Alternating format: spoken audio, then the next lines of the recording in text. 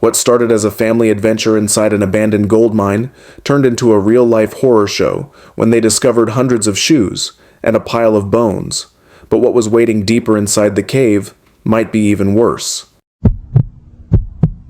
On May 6, 2019, YouTuber Connor Kelly posted a video of himself exploring the abandoned McCoy gold mine deep in the Nevada desert. What began as a simple family adventure quickly spiraled into something far more unsettling, something that would likely haunt them for the rest of their lives.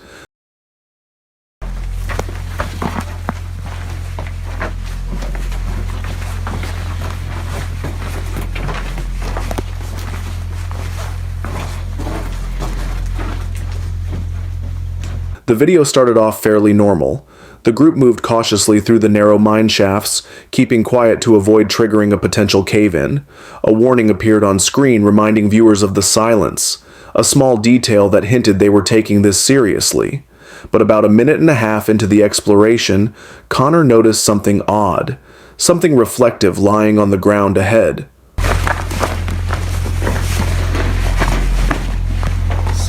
Do you see that reflection? Yeah. They're trying to... Check it out.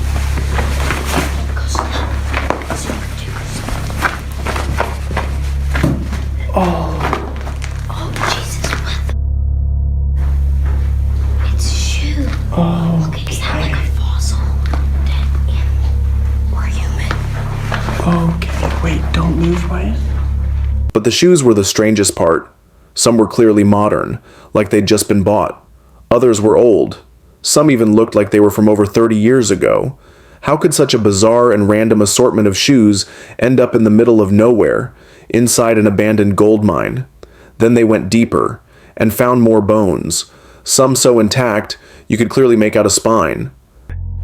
So this is water flow. It is gonna be great. So we can't trust this. Yeah, don't step any closer. That's when reality sank in. They were in a place that was never meant to be found, and they needed to get out. Fast. The group left the mine without looking back. And just like that, the video ended. No answers, no follow-up, no explanation.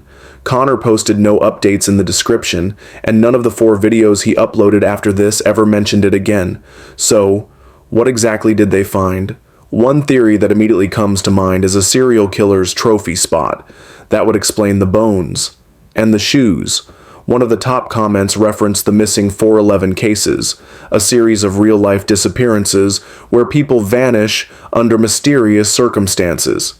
And yes, in over 15% of those cases, missing shoes are a chilling detail. It's an eerie pattern. And it fits. But here's the problem. If that many shoes were left in that mine, where are the missing persons reports? Where's the media coverage?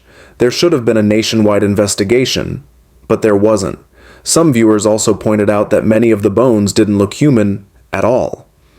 And when Connor's group took a closer look, they seemed to agree. No, it looks like a cow or a horse. Way too big for a human. So maybe it wasn't a serial killer.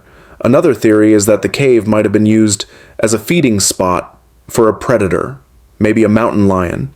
That would explain the bones, but not the shoes. That's where things don't add up. Here's another possibility: flooding. The McCoy mine is located in Lander County, an area known to flood occasionally. It's possible someone dumped a bunch of shoes somewhere nearby, and a flash flood washed them into the mine. Later, a predator may have moved in, bringing bones with it. There's only one real clue to support this. The lowest point in the mine has clear water flow marks, and the ground looks soaked. Still, it's mostly speculation. Then there's the most unsettling possibility of all. What if Connor faked it? Some bones in the video appear too clean, like they were planted. A few even look inorganic, like props. And Connor made another strange claim. In both the video and its title, he says all the shoes were kid-sized. No adult shoes in there. No adult shoes. But that's just not true. If you look closely, there are plenty of adult-sized shoes clearly visible in the pile. So, why lie? For views? For shock? For a viral hit? We may never know. Because shortly after posting this video, Connor vanished. No more uploads, no more comments, nothing. It's been over 6 years, and still, no one has an answer. He thought he could squeeze through the tightest passage of the cave until the water began to rise. Stuck waist deep in a freezing flooded tunnel, he only had minutes to live. In January of 2014, a group of cave explorers set out to conquer the infamous Lost John's Cave in Lancashire, England. This is no ordinary cave.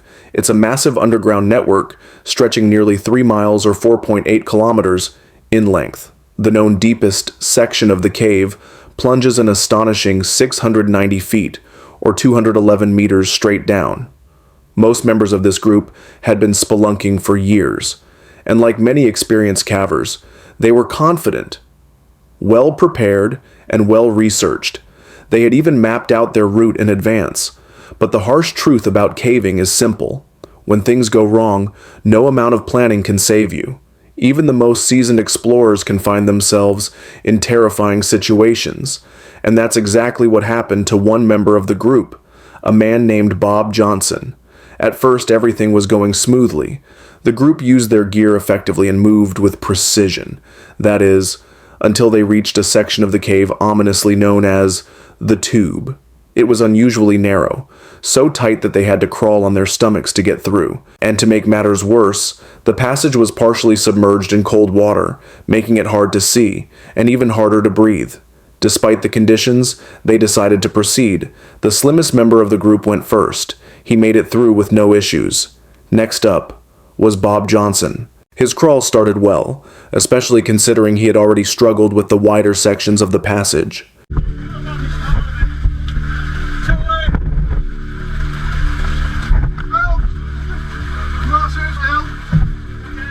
He then somehow managed to reach the tightest part of this treacherous section, but that's where his luck ran.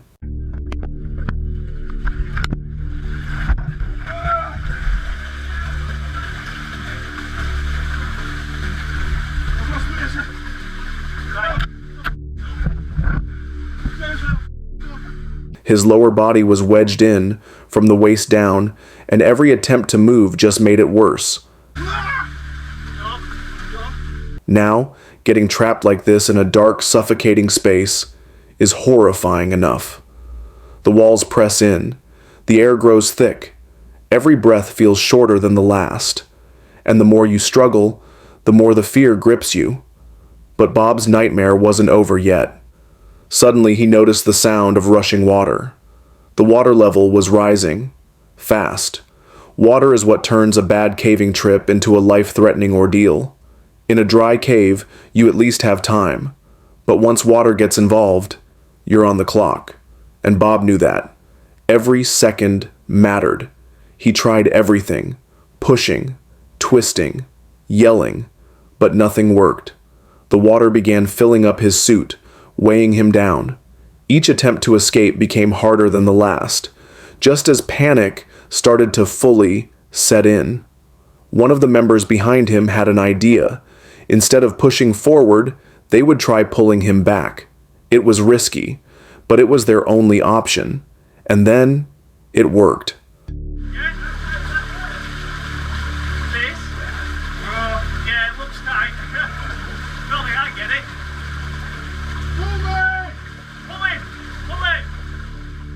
Bob was finally free, but the danger wasn't behind him just yet.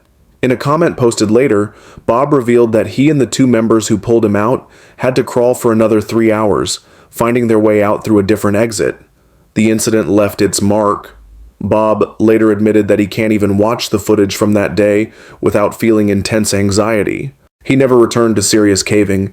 Instead, he took up something far safer, cycling. And from what I can find, he's doing just fine. They thought they had explored it all, but when one brother descended alone into a cave section called Nervous Breakdown, he never expected to lose all contact and face the terrifying reality of being trapped, lost, and alone. Adventure Twins is a YouTube channel run by brothers James and Edward. The duo has been exploring dangerous and cramped caves since early 2020, but despite their combined experience, one of them almost lost his life back in 2022. In January of that year, the two decided to explore the well-known Petty John's Cave in Georgia. They had already explored parts of this maze-like cave multiple times before, even finding an underground waterfall on one of their previous expeditions. Put simply, they were confident. This time, though, they planned to take on one of the cave's most infamous sections, a route known as nervous breakdown, named for the intense panic many cavers feel when squeezing through it. Things began as expected. The pair moved through the narrow claustrophobic entrance, eventually reaching the first open chamber of Petty John's Cave.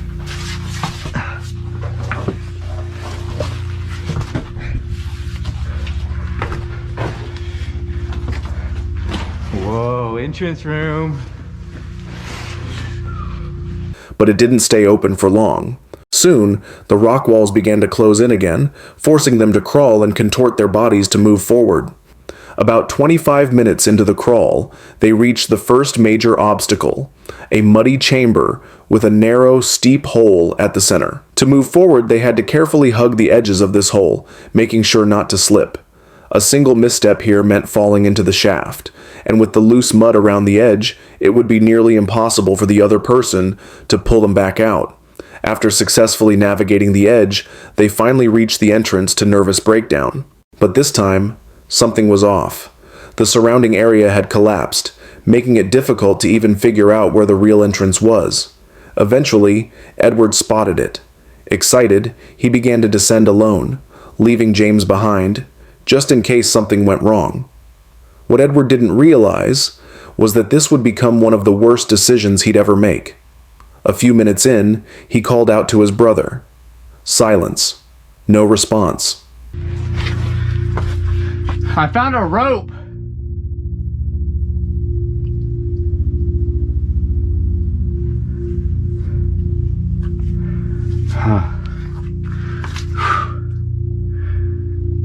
I don't hear James anymore. Uh-oh.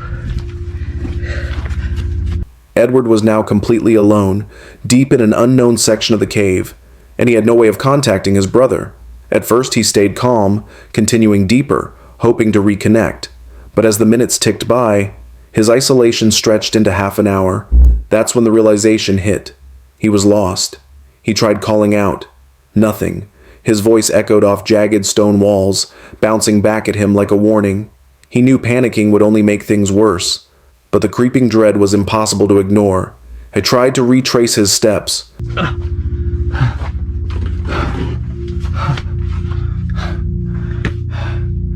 James!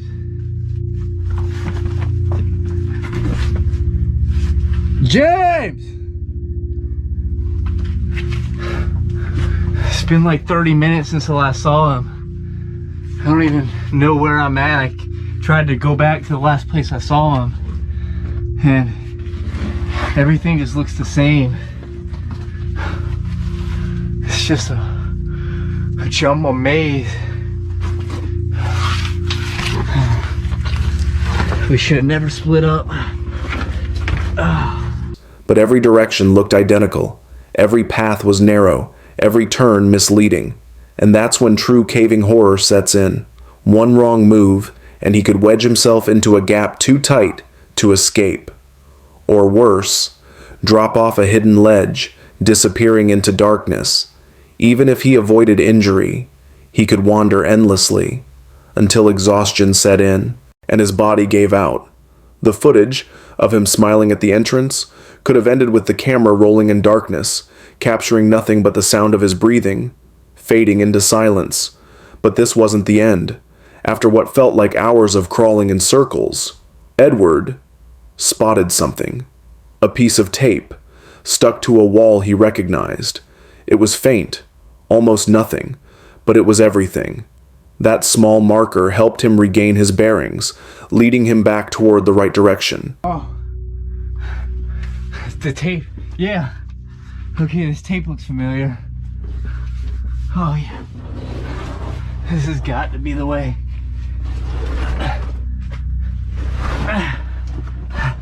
I'm getting close. James! Still nothing. Then, finally, he heard the one thing he needed to hear. His brother's voice. James! Oh. You're over here? Oh. Dude. This place is a maze, man. Oh, hey, I see your light. Dude. I thought we were never gonna see each other. Dude, I know. Oh. They were reunited. The rest of the expedition was done together, and they made it out alive, shaken, but without major injuries. They're still exploring caves on YouTube to this day, but now, with a lot more caution. On October 28, 2004, a 50-year-old Australian airline pilot and scuba diver named David John Shaw broke the world record for the deepest successful dive in history. He did it by descending to an incredible 270 meters. Hole, one of the deepest freshwater caves on Earth. The dive had only one purpose, to set the record, but when Dave reached the bottom, he found something that stopped him in his tracks, the body of Deon Dreyer, a 20-year-old diver who had died in the same cave 10 years earlier. Because human bodies begin to sink at extreme depths, Deon's body had never floated back to the surface. At the time of his death, the dangers of retrieving him were so extreme, all plans to bring his body home were canceled. A plaque in his memory had been installed near the cave's entrance. That's how Dave knew exactly who he was looking at. After staring at the body in silence, Dave did something unexpected. He got closer. He tried to retrieve Deon, but his tank was firmly stuck in the mud, and more importantly, Dave had already spent too much time at that depth. Staying any longer would have meant certain death. So, he tied a recovery line to Deon's body, and made his way back to the surface. The discovery quickly made headlines. Eventually, Dave got in touch with Deon's parents. He promised them he would bring their son home. After 2 months of careful planning, the recovery dive was scheduled for January 8th, 2005. But what was meant to be a heroic mission became a disaster far worse than anyone could have imagined. Cave diving, especially at depths like this, is vastly more dangerous than normal spelunking. Divers must carefully manage their oxygen supply, avoid sharp rock formations, navigate low visibility, and never get lost. Even the best flashlights barely help underwater at this depth. Add to that the insane pressure of 270 meters of water above you, and you have a mission that only a handful of people on Earth could even attempt. Everything had to be perfect for Dave to succeed. He wasn't alone. He worked with police divers, defense forces, and trained medics. The plan was broken down second by second. Dave would use the line he left earlier to reach Deon. Once there, he would place the body into a special recovery bag. Then, he would begin the slow ascent, lasting 12 hours, to avoid decompression sickness. He wouldn't carry Deon the whole way. At 220 meters, he'd hand the body over to his close friend Don Shirley, who would then pass it along to support divers stationed at different depths. Don would also keep an eye on Dave, watching for signs of trouble. But the mission didn't go according to plan. An hour and a half into the dive, the surface crew received a chilling message from the support team. They hadn't seen any activity from Dave or Don. Minutes later, another message came in, this one from Don himself. He had spotted Dave, he was floating, and he wasn't moving. As that message reached the surface, Don tried to help. He dove deeper, past his target depth. That's when his rebreather controller imploded. The pressure caused oxygen poisoning and Don began vomiting at 220 meters below the surface. Somehow he managed to hold on to the guideline and was eventually pulled to safety. He survived. But Dave didn't. Rescue teams later recovered his body and made a shocking discovery. Deon's body was still attached to the recovery line. Both men had come up together. After the tragedy, investigators reviewed footage from a waterproof camera mount on Dave's helmet. The raw footage has never been released, but Don Shirley narrated what was captured. It showed Dave navigating the line back to Dion's body, trying to fit him into the recovery bag. But Dion's body wasn't stuck anymore. It was floating and moving unpredictably. This made the process extremely difficult. Dave tried to adapt, but in the chaos, he got tangled in the line. The floating body, the shifting bag, the movement in total darkness. It was too much. The line wrapped around him. The light tangled. The bag moved. The situation was spiraling. In the struggle, Dave began to neglect his gauges. That's when the symptoms of nitrogen narcosis kicked in. He lost focus, muscle control, and judgment. Everything you need to survive. He tried to cut himself loose, but his hands couldn't respond. He was slipping away. The last thing he ever saw was Dion's lifeless face mask staring back at him. Shortly after that, Dave Shaw passed away. The only silver lining? That tangled line kept Dion's body close enough to bring it to the surface. Dave kept his promise. He brought Dion home, but it cost him his life to do it. Caves are mysterious, beautiful, and often unforgiving. In complete darkness, where the walls close in and every sound echoes like a warning, it only takes one mistake for things to spiral beyond control. So whether you're an explorer, a thrill seeker, or just someone who enjoys watching from the safety of home, never forget how quickly things can go wrong. Take caution, take care of those around you, and if you ever find yourself venturing into the unknown, make sure you come back. If these stories chilled you, if you appreciate true stories that haunt long after the screen fades to black, subscribe to the channel. We have more waiting, and some you won't be ready for.